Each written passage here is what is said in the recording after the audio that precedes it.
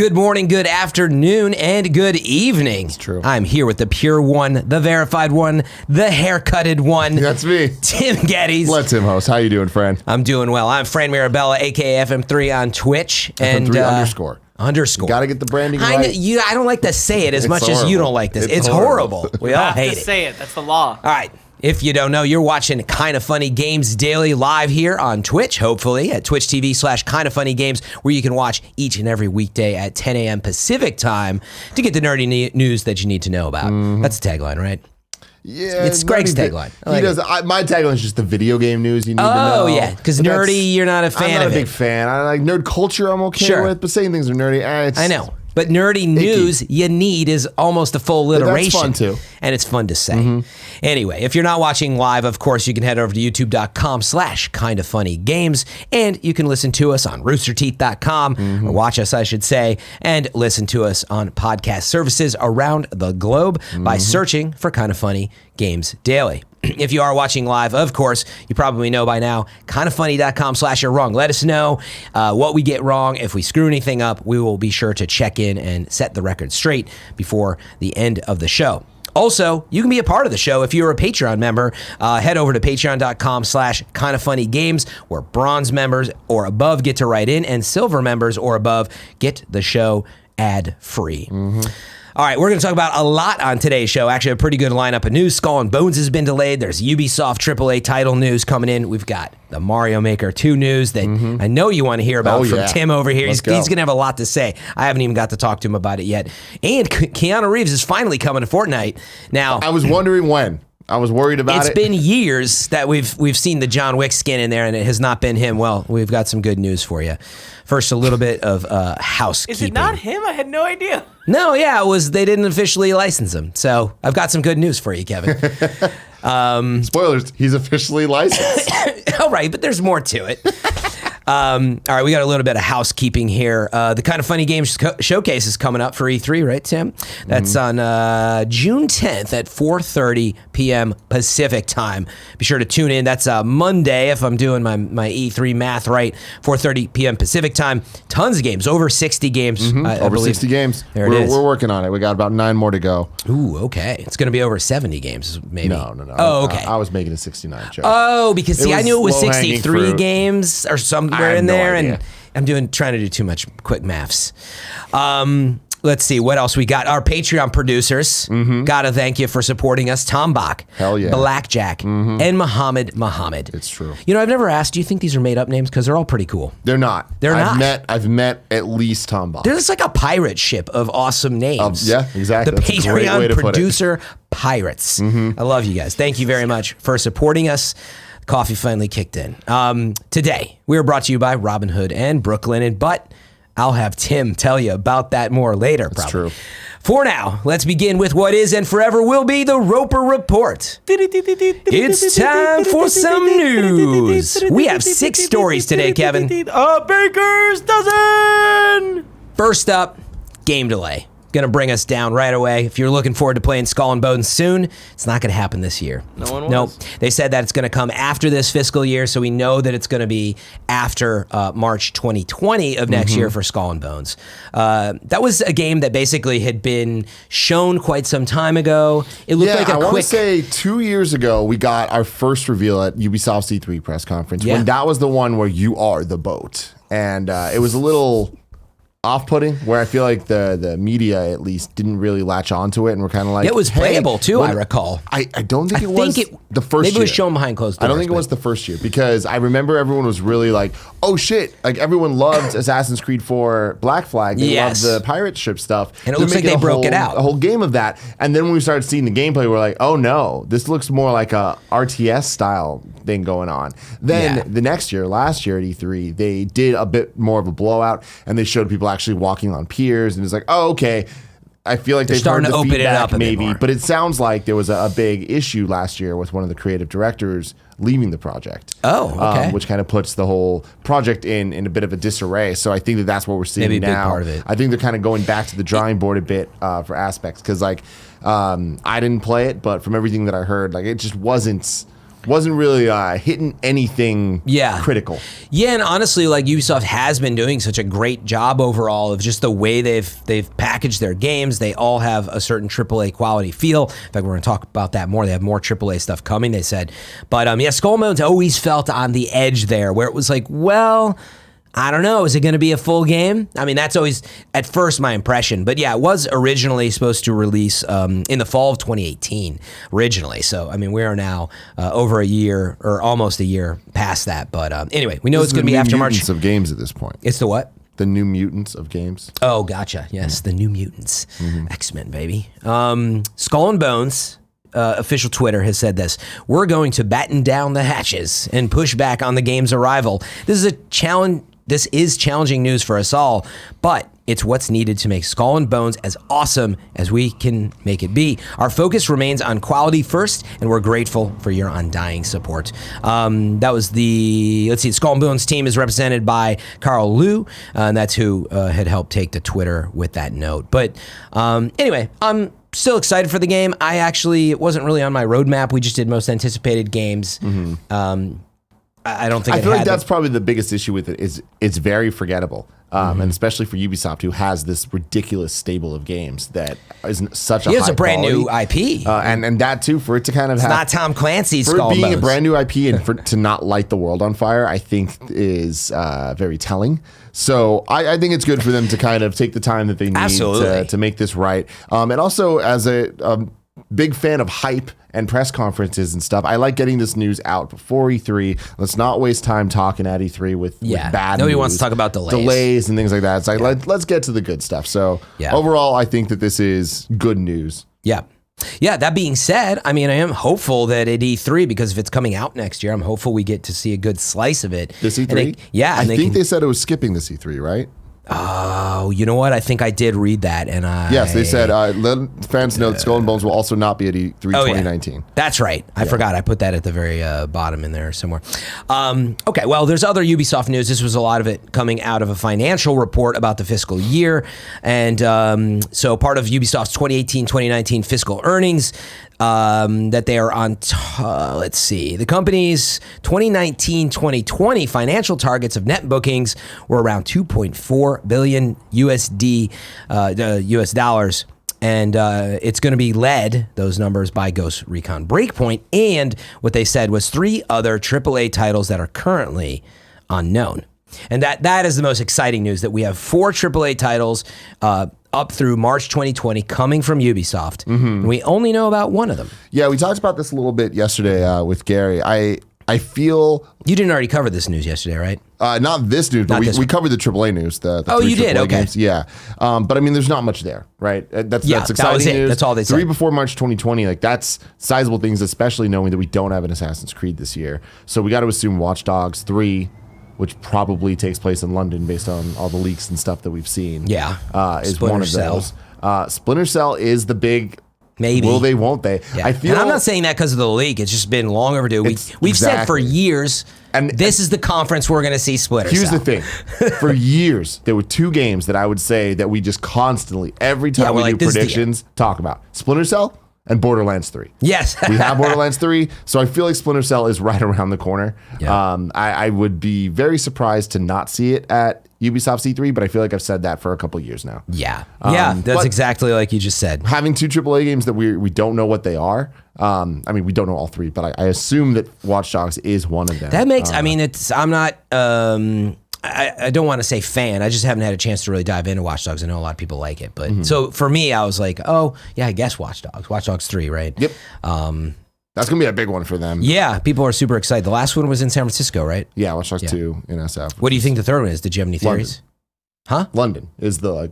Oh, no. What I'm saying, what do you think this third game... If maybe it's Splinter Cell and maybe it's Watch Dogs. Oh, gotcha. Did you have any speculation on if it's like... I don't know. I mean, let's see. What I wanted to be is Prince of Persia. I was saying this to Gary yesterday. Oh, my God. Like, I mean, out of nowhere, though, for them to announce it, and it's coming out before next March, that would be It would be awesome. But yeah, looking at the rest of Ubi's stable, like I don't think it's going to be the Crew. We just had the Crew 2.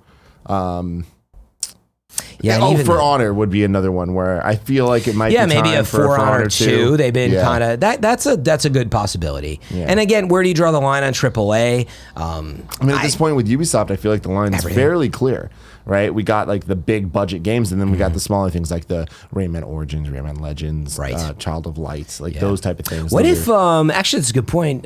We don't know. Do we know when BG&E is targeted for? I forget. I don't know if they I don't said think that ever it's even said it, but yeah, Beyond Good and Evil 2, I imagine we will see an update for at this E3. I feel like I that's think a next this is the time to play title, it. though. Oh, you think so? Yeah. There was a story from December 10th saying a Beyond Good and Evil 2 beta is coming in late 2019. Yeah. Now, this was as of last December. There may have been some other news. But anyway, it's exciting, though. That Beyond Good many and Evil to me has been very interesting because Ubisoft every once in a while does just post something on the blog. Yeah, and it's they're like, here's a 20-minute behind-the-scenes thing. And it's like, this is one of those big unicorn games. Yeah. And it's surprising that they talk about it in any way, even if it's just small like I agree. concept art or whatever, because that just like makes the game feel simultaneously more real and less real. Yeah, that's why I'm with you, is that I don't believe for a second it would come out this year. In fact, it sounds like, maybe a beta, but I bet you it'd be, who knows, maybe more of a alpha beta, for lack of a better way to put it. And just like that's a title that, Michel and Early Sal is access. working on, and it's a very artful game from the studio. I think they've talked about it for a very long time, and they're gonna spend the time, just like with Skull and Bones, and much more beyond that, to get it right. And so, meaning it wouldn't Good surprise and me if Evil. it slips to 2021 as a next gen title, like you're saying. Yeah, and also I feel I have a real No Man's Sky feeling about Beyond Good and Evil, where it's this franchise that doesn't remind me of No Man's Sky, but it's this franchise that is beloved by a very small group of people, but somehow got adopted by gamers as a whole, like the hardcore gamers, to be like, oh man, it's Beyond Good it just and Evil, turned into this kind of like darling, right? Yeah, it never A cult sold classic, tremendously really, well. is Yeah, the it's a thing. cult It's a cult classic. and they're kind of applying it to what does remind me of No Man's Sky, which is this super ambitious idea that every time they talk about, you're like, whoa, this sounds like I can't even wrap my head around how this is going to work. Yeah. Because you fly off planet and And all that, right? you fly to your ship and it's to scale, and it is just like with Super No Man's Sky. We're ambitious. like, I don't know. Yeah, but we'll see. Granted, And- that promised infinite worlds, and I mean it did that, but No Man's Sky, had a pretty rough launch and rough year, but then now people really like Beyond. People really like where it's at now, and it's like if Beyond Good and Evil could feel or like replicate the feel and the authenticity that No Man's Sky eventually hit, add that to the cult classic of Beyond Good and Evil, it could be something special. I am excited about it, and I have faith in that team and the vision. Like, they know how to make, an awesome game, Rayman, whatever, but and the last Beyond Good and Evil. It's just how do you make it modern? And they're super ambitious, and I think that's, to your point, we're questioning, like, are you going to be able to pull this off? Yeah. And it's been a while, but we'll see where it goes. I read through yesterday's news stories. You didn't cover Division 2 sales Did not. on PC, did you? Good. Just making sure. Next story I wanted to pop in here just to represent the PC population a little bit. Everybody in the studio doesn't care except for me. Pop in there for the PC population. Andy, the PC population, Love popping it. it The in. This pirates. comes from PC Gamer. Andy Chalk rounding up this out of the earnings report as well, but I thought it was a good little bite. In Ubisoft's latest earning report, the company showed particular strength on the PC, with net bookings up nearly 79%, accounting for 27% of the company's total earnings for the year. That figure is up 18% in the previous year, and along with mobile, is the only platform to increase its slice of the pie. So those are the platforms that are growing. PS4 dropped from 42% down to 36%, about 6%. Down. Xbox One slid down about 3 percentage points. Nintendo Switch dropped 1 percentage point. And anyway, so the point is PC is up, but interestingly, Division 2 sold 10 times as many copies on Uplay as the first game. 10 times as many copies on their Uplay stores as the first game. And I realized I forgot to say the headline as I was leading into this story. But somewhat surprisingly, out of this, I thought was interesting too. Division 2 fell short of Ubisoft's console expectations, which Ubisoft attributed in its earnings call to a, quote, more competitive environment than expected. on console, I guess. On PC, however, its performance was, quote, in line with the first Division's massive launch and, quote, drove a huge 10 times increase in sales over the Division 1 on Uplay. Now, remember, they're saying on Uplay, but you saw PC sales were way up as well. So, to me, not totally surprising that PC sales are starting to going up towards the end of a generation. I mean, people want higher tech. Eventually, you do, like, I'm hearing it now with like Rage and other games. Like, people are trying to play on PS4 and they're like, oh, my PS4 barely runs it. Should I get a Pro? Maybe I should get an Xbox One X. And then even then, sometimes stuff's not running at 60 frames a second and so on. So, again, it doesn't surprise me. But PC also has taken an uptick recently and seen a lot of growth, especially with VR and everything beyond it. I mean, I also feel, I mean, just from the way that you were describing this is kind of not a apples to apples situation, because of course the Uplay on PC is going to be way more installs now. Yeah, and it's also like that's how people are going to buy it compared to Uplay on consoles. Right? Well, no, sorry. It's not compared to Uplay on consoles. The number is just purely, right? Because I don't think you can buy via Uplay or anything. Those are, you can register your Uplay in consoles, but you can't buy the game. You got to buy it from PlayStation Store or whatever. Well, right? What I'm saying is, like, can't you go on Uplay on a PC to buy the PS4 version? I don't think that's what it's saying, and I don't even know if you can't. You can buy from the Ubisoft store, but that's not what this is saying. I don't think it's what it's saying. Now you're confusing me. Let's read this one more time just to make sure that I had it right. A 10x increase in sales over Division 1 on Uplay. This was on the PC. Well, we're going to assume it's in, like, actually buying the game to play via Uplay. In other words, this doesn't account for the Epic Game Store Division sales, that number. Gotcha. So, as far as I know. So anyway, the main point that I thought was interesting is there's a lot more PC and growth and installs. Division 2 sold quite a bit and was up compared to, again, what they thought might happen on PC. And I think it just, for me, it's a personal opinion, but signals a little bit more. We're getting to the end of the generation. People are moving a little more towards PC and higher tech, right? And now the story that I know. Tim, before we get there, not yet. We got some breaking news coming in here. This comes from Sure, it's not a trick? Yes, from Borzen00. I went to Microsoft.com to verify. Sony and Microsoft to explore strategic partnership. The companies to collaborate on a new cloud-based solution for gaming experiences and AI solutions. Sony Corporation and Microsoft Corporation announced on Thursday that the two companies will partner on new innovations to enhance customer experiences in their direct-to-consumer entertainment platforms and AI solutions. Under the memorandum of understanding signed by the parties, the two companies will explore joint development of future cloud solutions in Microsoft Azure or Azure, A-Z-U-R-E? Azure, they say. Azure. Believe it or not, it's Azure. And I've listened to Phil say that many times now. Azure to support their respective game and content streaming services. In addition, the two companies will explore the use of current Microsoft Azure data center-based solutions for Sony's game and content streaming services. By working together, the companies aim to deliver more enhanced entertainment experiences for their worldwide customers. These efforts will also include building better development platforms for the content creator community. There's a lot more going on here, but... So, it was a lot to process at once. Could you read just the top part again? I'm going to read some more quotes from them. I think they'll give us some more context. Quote, Sony is a creative entertainment company with a solid foundation of technology. We collaborate closely with a multitude of content creators that capture the imagination of people around the world. And through our cutting-edge technology, we provide the tools to bring their dreams and vision to reality, said Kenichiro Yoshida, president and CEO of Sony. PlayStation itself came out through the integration of creativity and technology. And we'll never forget that. RIP Final Fantasy VII on Nintendo. Our mission is to seamlessly evolve this platform as one that continues to deliver the best and most immersive entertainment experiences together with a cloud environment that ensures the best possible experience anytime, anywhere. For many years, Microsoft has been a key business partner for us, though of course the two companies have also been competing in some areas. I believe that our joint development of future cloud solutions will contribute greatly to the advancement of interactive content. Additionally, I hope that in the areas of semiconductors and AI, leveraging each company's cutting-edge technology in a mutually complementary way will lead to the creation of new value for society.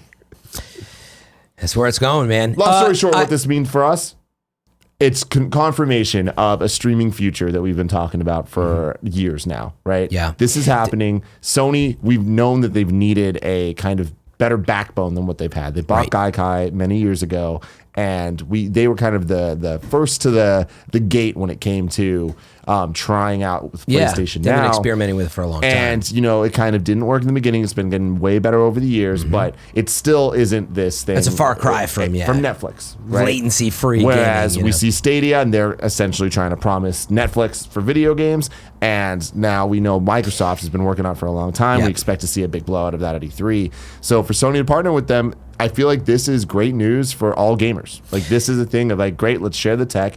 Because the thing is, at the end of the day, there needs to be some type of parity between the major console manufacturers, because that way third parties don't need to pick and choose where they're making their games and how powerful they can make their games. If at least the infrastructure is there for PlayStation and Microsoft, then everybody's on the same playing field. So it'll be easy to develop for everyone. Yeah. This brings it back to like the PS3 and Xbox 360. 360 beat out PlayStation because it was easier to develop for. The cell processors on the PS3 just made it too difficult. So moving to a cloud-based future, Sony's going to need this, and it's good that it sounds like they came to a Yeah, as I'm compromise. processing all this live, it seems that Sony had to choose. We were talking about it for a while now, but how are they going to get their backbone set up for this? Like, inevitably, they got to go to Google or somebody, Microsoft, and it's interesting. It seems like they landed on, look, we're going to have to partner with Microsoft. The Azure solution, it's networked worldwide. I mean, it's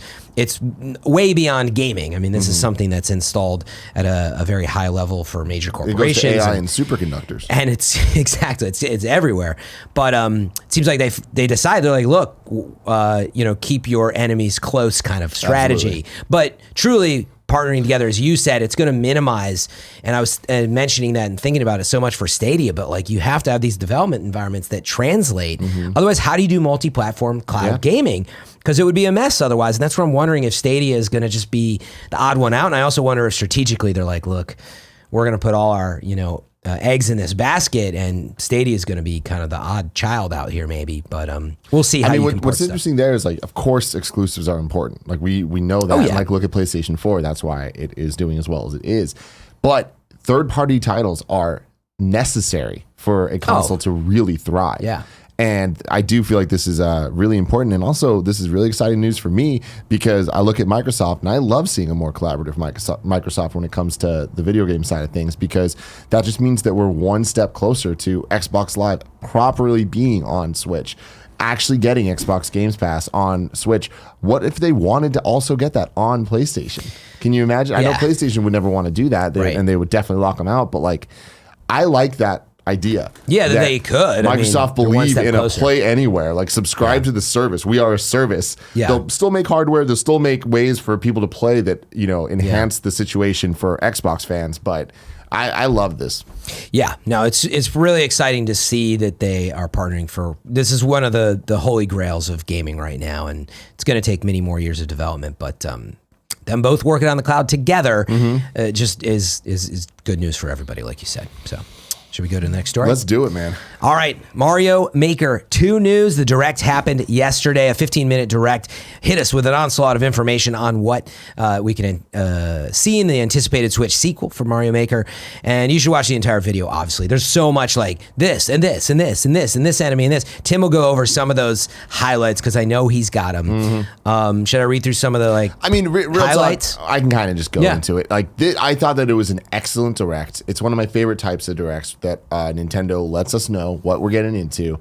It's a deep dive into one title, and we're going to get into the nitty gritty. Yeah. This is not necessarily for people looking for big hype reveals or that aren't super interested in the game. It's people who might get the game next month or are getting it. And I thought they spent all 15 minutes very well going into different features, going into what makes this game different, what makes this game better, what makes this game a key title in Nintendo's lineup.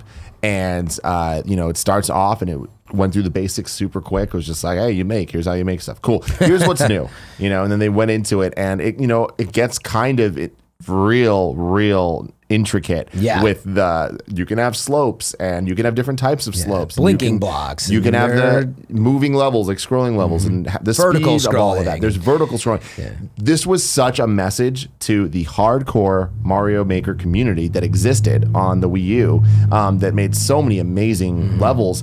And the beauty of Mario Maker is it's not just a game where you make levels. It's not just a game where you play levels.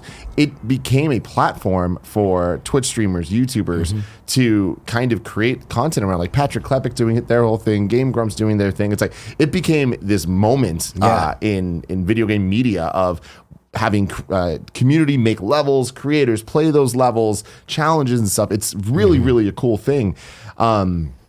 But one of the biggest issues I had with the original Wii U version of the game was the online infrastructure wasn't great. In the beginning, it was really hard to find the curated stages that I was looking for. There wasn't enough filters to be able to find the good levels versus the bad levels versus the hard levels versus the easy levels and versus the auto scroll levels that were kind of more of a Rune Goldberg machine. Is that what it's called? I know what you're talking about. Yeah. But like the type of things where Mario just kind of bounces around and stuff. Those are cool and they're fun. But after about 5 of them, you're like, okay, I get it. You know, it's like I want to just play. But you really couldn't search levels. And granularly. Exactly. And it worked to an extent, but it definitely needed improvement. It looks like this has a lot of those improvements that we need. But more so than that, this adds Nintendo-made levels. Yes. 2 days ago, when it was me and you talking, I misspoke and said that the Wii U version didn't have the 100 Mario Challenge. It did, right. Yeah. but the 100 Mario Challenge was just 100 random levels. What it didn't have was the Super Mario Challenge. That's what the 3DS version had, which was, I think, 60. It was either 60 or 100 different Nintendo-made levels using the tools. They announced that this game is going to have over 100 courses made by Nintendo in a story mode. Yes. Which is above and beyond what I could have asked for. Yeah. Like, I just wanted the levels. The story mode stuff, cool. That's awesome. I was a little concerned it was going to be focused on the building side, which I'm not into. Yeah. You want something out of the gate to dive into and play the creativity that is offered you versus waiting on and searching for and so on. Exactly. Right? And I feel like they did such a great job in this 15-minute thing showing off the capabilities of what people are going to be able to create. It's crazy looking at all the features. Where some of it's like, oh, that looks like classic Mario challenge. Some of it's like, this looks more like a Zelda game in terms of the puzzles, in terms of you're in this room and you got to figure out how to get through it, collect the coins, collect the traps and stuff. It's like, get through the traps. I'm super impressed with what they showed. The day and night mode and that's the thing is this. A lot of people are like, oh, why are you calling it Mario Maker 2? It just looks like it could be DLC for Mario Maker. And it's like, that's always a difficult line when it comes to what's a sequel and what's not. In my opinion, this is everything a sequel should be.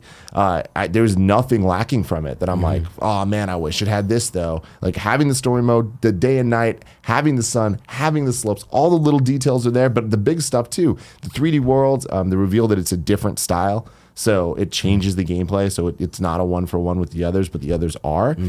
Is on the surface a bummer, but I feel like once you look into it, it's like, oh, you get 2 totally different gameplay styles to get into. I also love seeing that there was an empty slot next to the 3D world art style. So it was the 4 under game modes, and then underneath it, I forgot the wording, but it was something like extra game modes or different game modes, something like that. It was plural. So it hinted that there's more than one at least, and we only saw one, which is Mario 3D World. I bet that it is Super Mario Brothers 2 style, which wouldn't translate to the original we talked about that because the gameplay is just totally different, right? It's way more about picking things up and throwing them to the health system and all that, or like the heart system that the other games don't have. But I feel like they know the demand for Super Mario Brothers 2. It's definitely a weird maybe exclusion. they have this extra mode. And I could see them doing that. I can see that being a really cool, big Nintendo Direct E3 reveal. I might be getting ahead of myself here. Oh, yeah. Then maybe they'll still reveal some stuff at E3. We know it's going to be at E3, by the way. So in a cool way, too. Having another invitational. The last time they did this was for the Nintendo World Championships at E3 2016. Oh, wow. And that was so cool because that's where they did the Splatoon tournament, and they ended with this Mario Maker tournament. And that's when everyone went from, oh, Mario Maker looks cool, to holy crap, this game's going to be super awesome. They had random people play through levels for the first time and race through them. And it was like the movie The Wizard in real life. Like it was so cool. And those levels were some of the few Nintendo made ones that made it into the Wii U version. And I loved them. They were so creative, so great. What's that noise? Oh, it's your laptop sounds like it's taken off. That's funny. You can hear it. I can't. But anyways, like I thought that this was all good So news. you're pretty happy this with game, all of it. It's going above and beyond what I could want. It really feels like the exact type of game I want on my Switch, which is an endless source of happiness and joy and challenge. Right? Put it in quotes and put it on the box. I feel like this is going to be the ultimate airplane game where just download a whole bunch of levels, get on and just go. Yep. I feel like the one thing that people can kind of criticize is the online aspect of it in multiple ways. First off, it's impressive. This is the first 2D Mario game that we're getting 4-player online. Yeah. So that's really cool. And I love that there's multiplayer for building and for playing the levels themselves. Yeah. So that's cool. Love seeing Toadette, like the 4 different characters in the different styles, like seeing Toad and Toadette in Super Mario World style is just like, it's so neat. So fun for people that have been fans for decades of this stuff. But the online stuff, like this game is very reliant online. You need online to download the levels. You need online to share the levels. And they know that. And I feel like them adding the story mode is them kind of saying like, hey, in case you don't, like you still have a game there. Is that worth $60? Questionable, probably not. But they're making the Nintendo Switch Online so cheap. Like they've already made it so cheap. $20 a year is nothing. If you get the family plan, it's even cheaper for you. You can get up to 8 people. I think it's $35. It brings it down to dollars a year per person, right? If you have Twitch Prime, you can, if you have Amazon Prime, you have Twitch Prime, you can give us a subscription. But you also get a year free of Nintendo Switch Online. Then they announced this other stuff where there's a bundle where you get it. There's some other deal. Yeah, where you can buy a Mario Maker that includes 12 months, right? Yes. Which will stack on top of your current subscription in case you already have it. Which is great. Yeah. And then the last thing they announced is I forgot what it's called, Nintendo Switch game voucher or something. Yeah, the voucher. I actually put that in deals. It's awesome. It essentially, it acts like PlayStation Plus sales do, where if you are a Nintendo Switch Online member, which, as I just said, is very cheap to do, you can save a significant amount of money, $10 off titles. Like for $100, you can get 2 games. That's saving you $20. They say members can pick 2 eligible Nintendo Switch digital games and save up to $20 when you buy a pair of Nintendo Switch vouchers for the $100. So yeah, you basically get 20% off if you do this, as long as you select from these online. And now here's the thing, though. It's like when I heard eligible titles, I kind of rolled my eyes. Yeah, like, all what's right, it gonna be? And then they showed them, and it's every pretty good stuff single first-party Nintendo game. What else would you want? Yeah, like this. I was very impressed by the selection of games. It was all of the big stuff: Odyssey, Pokemon Let's Go, Mario Kart, Smash Brothers, Breath of the Wild, Donkey Kong, Mario Party. It's like Mario Tennis. It's all of the first-party titles. So. I was very impressed by that. But the multiplayer thing that I feel might be disappointing to people is that you can't play local multiplayer without the internet. Right. One system has to have internet connection. And so without it, you can't do it. And I think the reason for that is having to download the levels.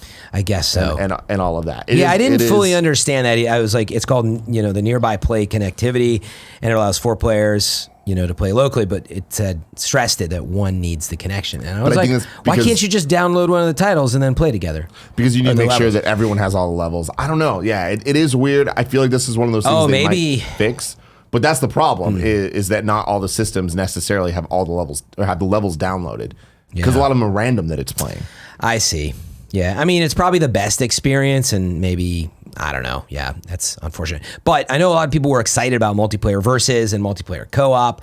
And there's a ranking system in there too, right? So there's a lot going on here. Yeah. I agree with you that it's not like I look at it and think, oh, I guess it's just a re-release of Mario Maker. Like the list of things that they've added it's crazy. Yeah. There's a lot of new stuff and I can't wait to see what people do with it. So we actually got a question from Bornzu as well, actually. Is that how you say that one? Borzen, sorry. Good morning, Tim and Fran. Mario Maker 2 fervor has taken over the internet, and I have a few questions. The first is, how big of a presence do you think Mario Maker 2 will have at E3? And it will only come out a few weeks after the event, and I felt like we just got everything that they want to share about this game before launch. The other question I have is related to wild speculation. What DLC styles do you want? Hard to say without knowing on what's coming on those extra modes, right? But yeah, what do you want to be there? Like, the tournament and a playable version, like you're already I mean, here's the thing is, I feel like they're knocking it out of the park. That's going to be great. I think more so it is the what DLC styles do I want in the game. I would love if Super Mario Brothers 2 was in the game at launch as another extra game style. I think is what they called it. Extra game mode. That's what it was. But I feel like that would make a lot of sense. However, I feel like it could also be a good DLC to maybe not overwhelm people with so many different modes at launch so that we can kind of let people be creative and get really hard into the styles that we have the DLC later, hopefully free, come out and have that be kind of a big moment that keeps this going as a service or as a game that like we keep coming back to. And that might be just the creative spark that people need to get back into doing it. I think that could be really interesting. I'd love to see some type of fun retro Mario 64 style 2D thing, but I feel like that might be too much work for what it's worth. I don't know. I think that it's going to be fantastic. Do they have any... There's no Paper Mario style yet, is there? There's not, but like I feel like that's just like Mario 64. It's like that is so much work. Yeah, it's so different. That stuff just the assets don't exist. They'd have to create those assets for blocks and for every enemy and for all of the things that like I just don't know if that's worth it. And also, Paper Mario's never been a platformer.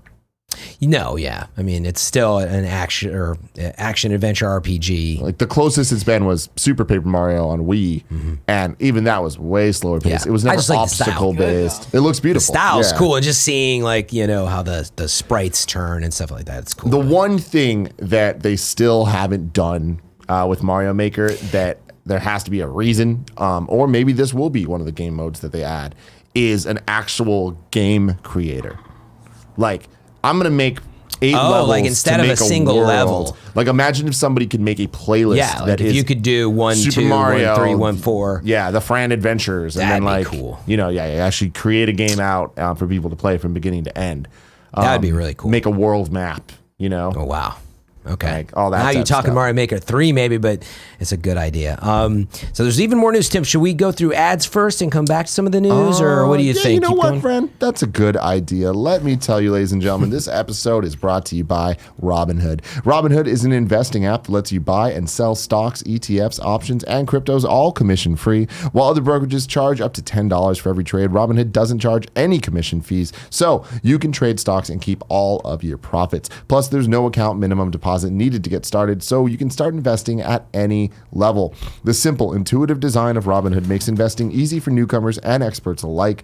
You can view easy-to-understand charts and market data and place a trade in just 4 taps on your smartphone. You can also view stock collections, such as 100 most popular. With Robinhood, you can learn how to invest in the market as you build your portfolio. Discover new stocks, track your favorite companies, and get custom notifications for price movements so you never miss the right moment to invest. Robinhood's giving listeners of Kind of Funny Games Daily a free stock like Apple, Ford, or Sprint to help you build your portfolio. Sign up at games.robinhood.com.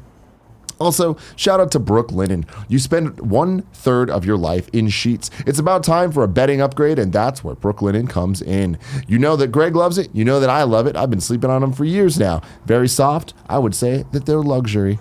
Brooklinen was the first DTC bedding company, meaning they work directly with manufacturers and directly with consumers. DTC, direct to consumer, baby. That's how they work. No middlemen, just a great product and service. Brooklinen sheets are named the winner of Best of Online Bedding category by Good Housekeeping. Brooklinen is the fastest growing bedding brand in the world. Their sheets don't just feel great, they look great too. You can mix and match over 25 colors and patterns to make your bedroom look just right. Sheets are one of those things you don't really think about, but then once you get nice ones, you're like, how did I live the way that I did before?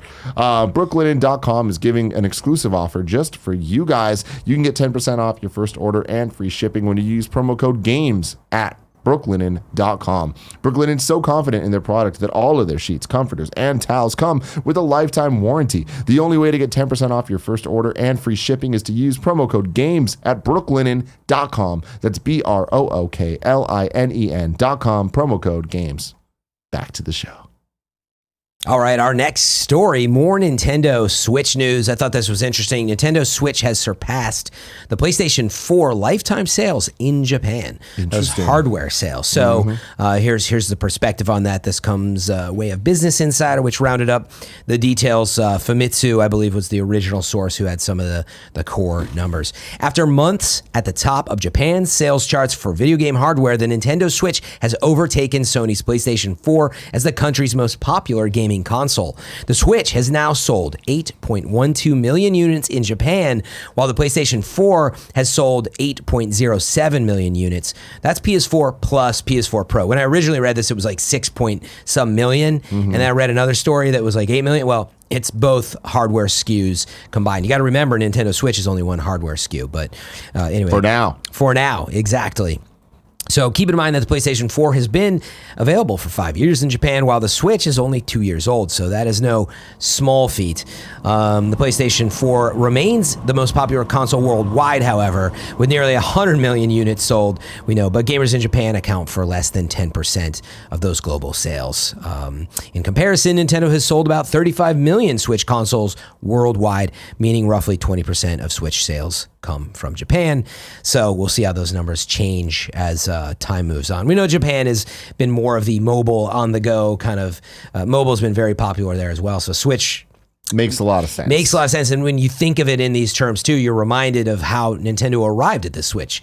It wasn't just to solve some of the problems that we're facing here of like, I want to take my system on the go. I want to play more than just on my phone, but they think a lot about Japan, and they are a Japanese company, and it seems like they nailed it. They're doing pretty good so far for just a couple years in. So I'm a little surprised at some of the numbers here. The Japan accounts for less than 10% of global sales. Yeah, when I read this again, I was like, that's why I checked. I was like, is only 8 million PlayStation 4s out of, 96 million or whatever the number's at now? I was like, wow, like it is such a, I don't remember what the North American and, English install base, but it's pretty huge. Yeah, crazy. I mean, when you think about a company like Sony, who is a Japanese company, that's why it gives you probably pretty good perspective why, you got Last of Us, you've got God of War, but like the style of games you're seeing have become such, these epic, call it North American cinematic type games. They moved to Foster City for SIE, right?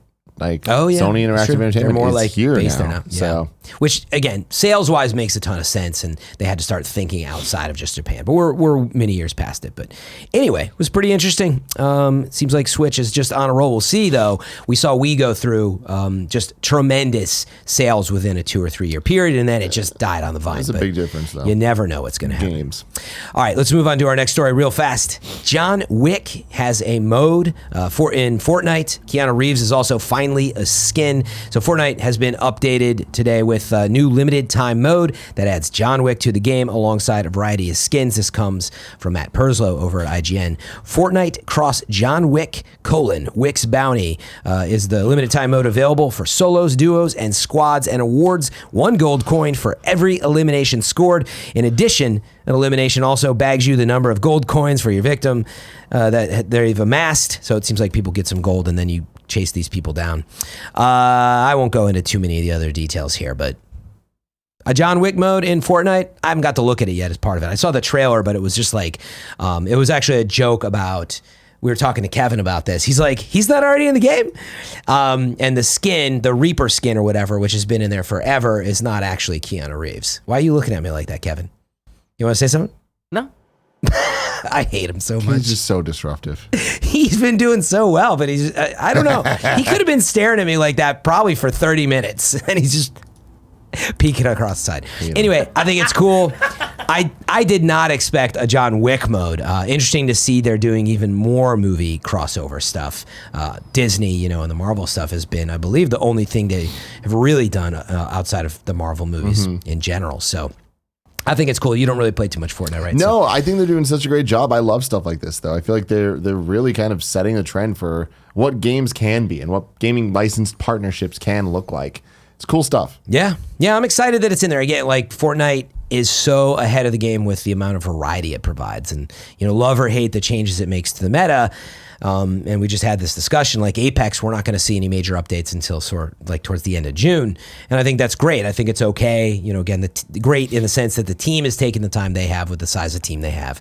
But Fortnite it's amazing to me how much content they're putting out. So try it out. Let us know what you think. Leave comments about it and we'll check it out. Or if you've already tried it, hop into the reader mail section and maybe we'll still get it onto the show. Last quick news story here. Sega has confirmed even more Genesis mini games. I pulled this from Polygon and Chris Plant. Thank you very much for this. Sega confirmed 10 additional games that will be included in the Sega Genesis Mini. Its take on the microconsole trend. The list includes a quirky pinball spin-off, a legendary Street Fighter entry, and a rare Mega Man collection that is actually 3 games in one. Mega Man: The Wily Wars is a compilation of remakes of Mega Man, Mega Man 2, and Mega Man 3, all originally released on the NES. It was published on cartridge for Japan and PAL regions, but only appeared in North America via the ahead of its time, but ultimately ill-fated Sega Channel Online service. Here's the 10 games that will be included. In addition, what is this? Final Console will include 40 games, and here's the additional 10.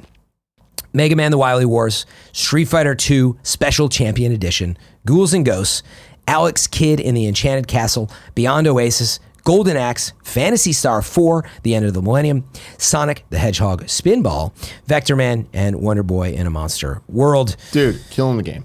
This lineup is so really surprising, so impressive for the Genesis. Like, I'm not the biggest fan of the Genesis's library, but so many of the games that I am fans of are here, or represented. Them getting Street Fighter 2 and Mega Man Wily Wars, that is huge for, that's them being like, you know what? We're going all in. It reminds me of, and I know that the licensing stuff's different, but if the PlayStation Classic had Tony Hawk's Pro Skater 2, it's really kind of giving the fans what they're looking for. That's great. And also, I feel like there's a lot of games that I'd love to just jump in and play again. Vector Man, so cool. Loved its design. Was it a good game? I don't think so, but I remember it being dope as fuck. Yeah, your memory sometimes doesn't hold up. And Sonic the Hedgehog Spinball was a horrible game. Yeah. So bad, but God, I had so much fun playing it. The physics of it were so Yeah, I think I remember as well. But it was like there was something it was a novelty that I enjoyed. Absolutely. Sega Genesis Mini is going to be released on September 19th. It'll cost about $79.99, and the US version includes an HDMI cable, power cable, and an adapter, and 2 3-button controllers. But Sega has also announced the Retrobit Sega Genesis 6-button controller will be released in August with a $19.99 price tag. Games on the Sega Genesis Mini that support the 6-button gamepad include Street Fighter 2, Beyond Oasis, and Comic Zone. So pretty cool. For another $20, you can get a little more of that. For another $20, you can get one of the worst controllers ever made. It's crazy. Not as big of a fan of that one, I see. So are you? The Sega Genesis controller with its mushy D-pad. No, I didn't really like the controller. Horrible 3-button layout. I don't remember it being as revolting as you're describing, but I was always a Super Nintendo guy. So compare the two. Yeah, it's like. Get out of here. Yeah, I agree. There's a reason why PlayStation controller basically was, the SNES controller. Other games out there too. Remember Gunstar Heroes, Altered Beast, Sonic the Hedgehog, Shining Force, Space Harrier. Altered Beast not so much, but what's that? Altered Beast. Great games after you said Altered Beast. Well, but nostalgia, Tim. How are you going to give props to Sonic Pinball and then? It's a solid point, but Altered Beast should just die in a fire. Come on, nostalgia, dude. I would say if it was not on this collection, I'd be very upset. Because it just needs to be there. It just needs to be there. So you can show, whatever your kids or friends and be like, hey, this was all the rage, and it turns out it was a terrible game, but we loved it. Anyway. Tim, September 19th is so far away, though. If I wanted to know what is coming to mom and grop shops today, where would I look? The official list of upcoming software as listed. Wait, no. Damn it. Fuck. The official list of upcoming software across each and every platform is listed by the Kind of Funny Games Daily Show host each and every weekday. He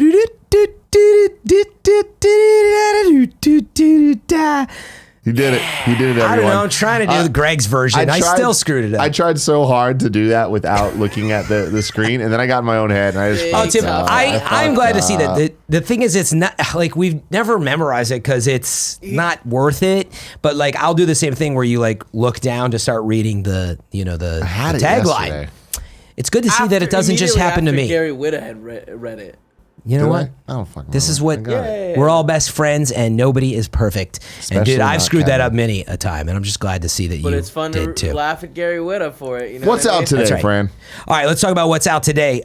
Pact, Darkwood is coming to Switch. Bubsy, Paws on Fire! Exclamation mark. Great. PS4 and PC. Daedalus, The Awakening of Golden Jazz. PS4, Switch, PC. Surviving Mars Green Planet, PC.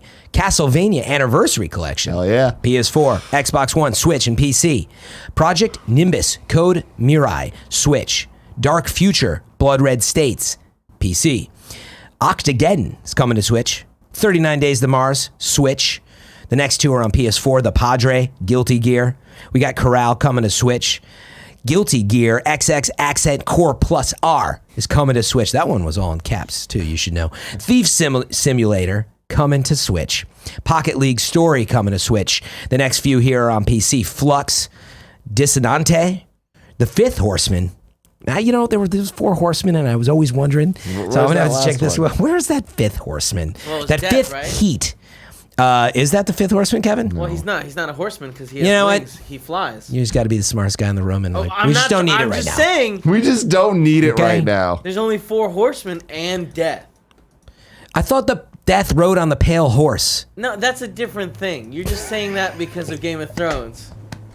I totally was. I said know, that too. I get you, dude. All right, let's finish up the list. Leaving off at the 5th horseman is coming to the PC. We have Irony. What? Sorry, I needed to practice saying this one. Irony Curtain from Matryoshka with Love. Matryoshka, whatever. On PC and Mac, you've got Tube-tastic World Splashfest on PC, Adventure Cup on the PC. I feel like that was the most rousing You did good. what's coming out did in good. recent times. Tube-tastic World Splash Fest. That Jesus. just does not sound like something that I want to check it out. doesn't. So, real quick, deals of the day. Wanted to point out, we already talked about the Nintendo Switch voucher, so you know about that, but just came in hot off the presses this morning, I think, is Epic Store is having a mega sale through June 13th. Kind of their own version of Steam Summer Sale. So they're going for the throat. And so, Sale the week through June 13th. That tells me we're about to get a lot of deals and sales during E3. That's right. A lot Yeah. of announcements being like, you can get it on sale on Epic. That's a good point. It's right through the end of E3 there, so maybe we'll see a lot of those announcements. But as an example, and I pulled some of this info from Polygon, every game on the Epic Game Store storefront that is priced over $14.99 will be $10 off.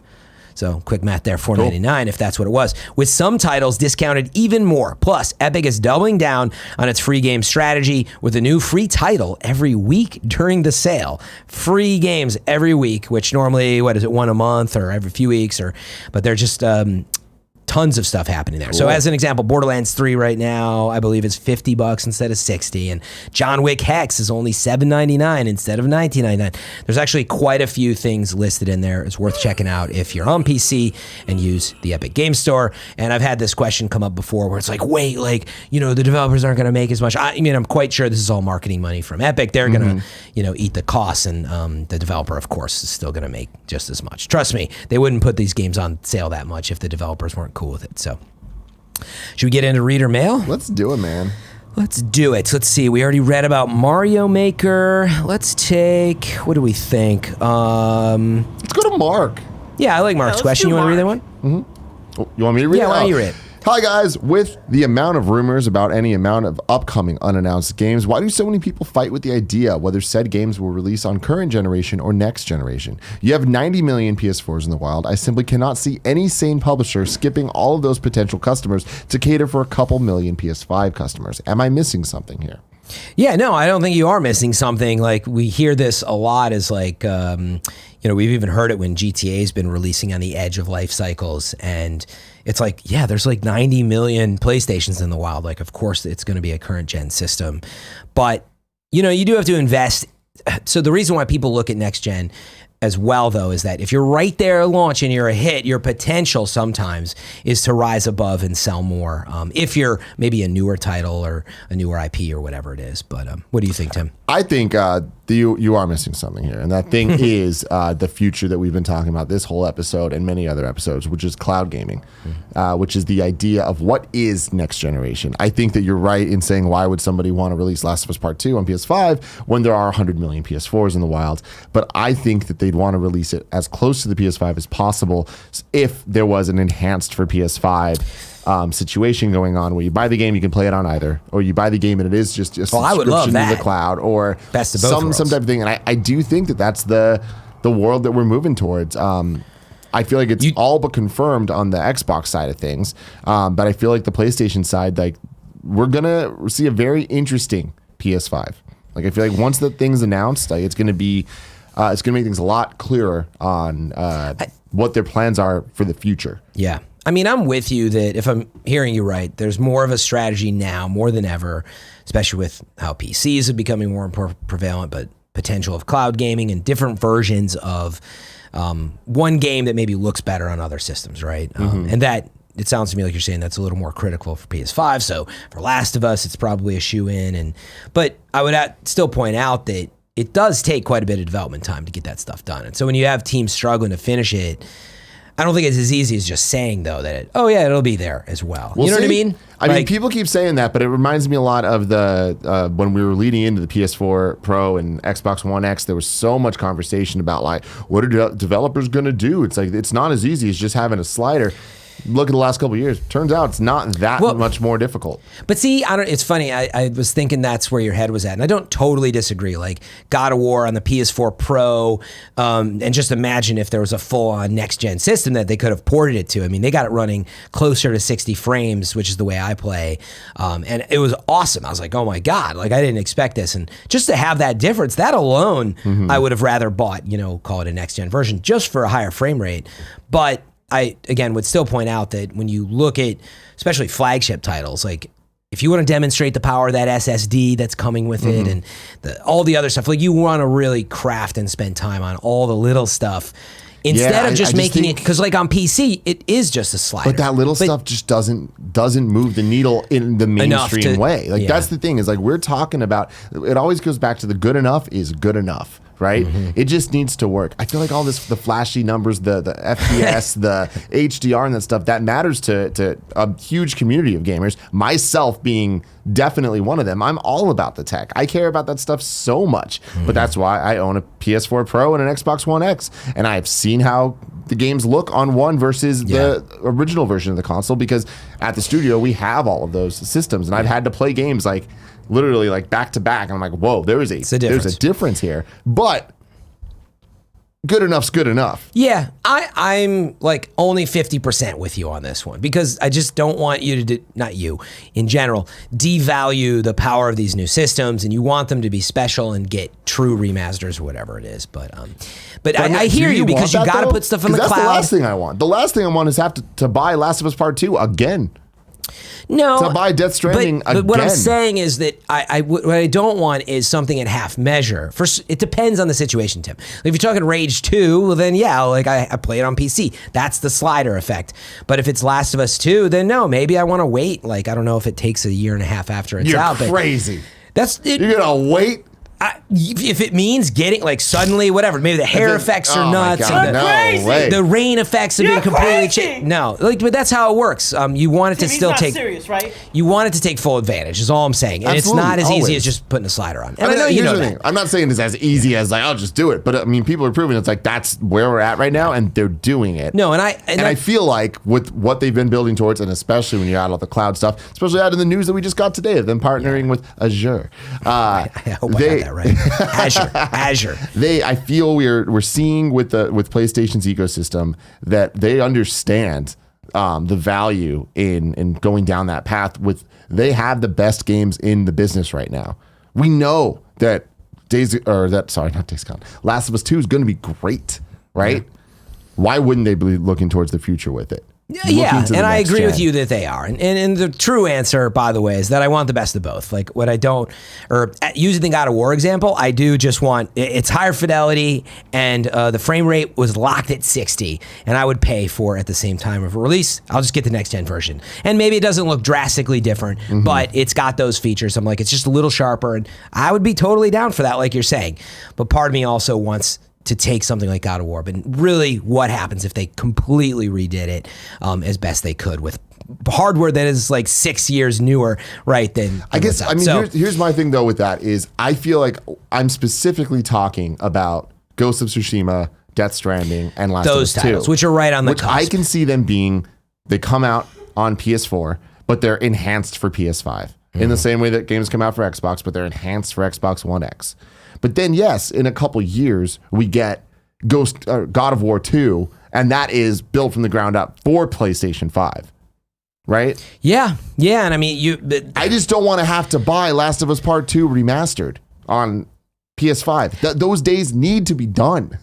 See, I get what you're saying. I don't totally disagree, but like if I play, I guess the example is, here's where I'm at with this. I mean, we don't know when PlayStation 5's coming. And so Last of Us, for all we know, is out before next March. There will be no PlayStation 5 by then. Yep. So like in your world, potentially you're saying like, oh, but then maybe that next November or a year later, there is another Last of Us. You're going to run into it anyway, other than maybe one of these titles. You see what I'm saying? Yeah, but that's the thing is like what I'm arguing is not all three of them are necessarily going to have that because we need to get games before the PlayStation 5 comes out. Yeah. So maybe those games don't have the enhanced for PS5 thing, or maybe they do. Maybe let's say Last of Us Part 2 comes out late this year, right? But at launch of PS5, whenever it comes out, a big marketing push is, hey, enhanced some for key PS5. PS4 games, God of War, Last of Us Part 2, are enhanced day one. Yeah. And they all PS5. run 4K 60, whatever it is. Yeah. You know, and that's what I'm talking about. And again, I'd like that, but I would also, at not it being half measure, I would want to see a full remaster, say of maybe God of War, or like fully diving in that the particles and all of the stuff were fully realized. No, I disagree. It is so much more powerful, and there's things that you can do without just flipping a switch. But we're getting into the weeds but when here. that We happens, both want the same things. When roughly. that happens, though, Fran, that's what when we go a whole generation without getting a new Grand Theft Auto game.